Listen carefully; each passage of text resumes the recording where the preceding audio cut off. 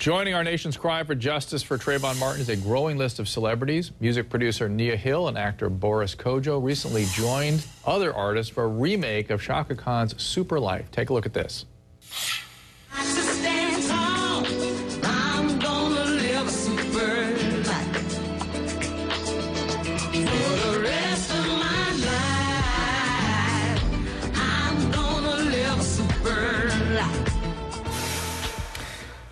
Boris, you decided to do this, I assume, to try to keep this going in a more unifying direction.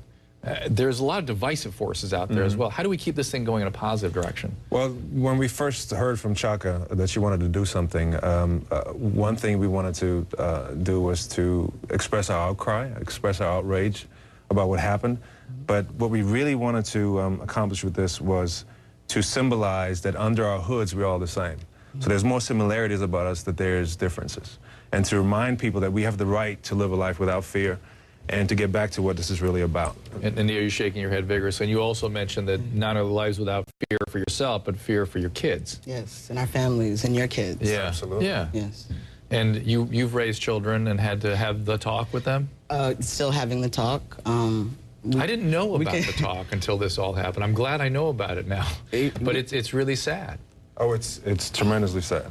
It's really, really sad. And, you know, there's many different issues about this. There's the actual case that I don't want to speculate on because I'm not an attorney, I'm not a prosecutor. And then there's the issue of racial profiling, which obviously is very apparent. But it's I think this is subtler. This is unconscious profiling for some people, and that's what we need to really raise awareness of. You guys are aware. You've been the object of it. Well, if you look at the whole picture, I mean, this is Trayvon Martin is a black 17-year-old that got killed. There's over 3,000 of black teenagers that get killed every year. Wow. And that's the real tragedy here. Of course, we want to lend a voice to Trayvon Martin and his family to make sure that they get the proper investigation done. But we have to really look at the whole picture and say we have to stop this madness. Very quickly, I want to show you a story about an Illinois representative, Bobby Rush, who donned a hoodie during a speech on the House floor as he spoke out against these very issues. Take a look at this real quick. Racial profiling has to stop, Mr. Speaker. Just because someone wears a hoodie does not make them a hoodlum. The Bible teaches us, Mr. Speaker, in the book of Micah 6:6-8, the member will suspend. These words. The member will. These words. I don't understand why they interrupted him. He had lost a son to a shooting in 1999, has been a strong advocate for victims of gun violence. You guys are really scared me right now. I think you shouldn't speak in the House with your hoodies. I wanted to don a hoodie, but it misses the point. I can't do it. I don't think it misses the point at all. Well, I'll wear one. Somebody's got to get me a hoodie. And that's what we're trying. We're trying people to. We want people to send in their own videos.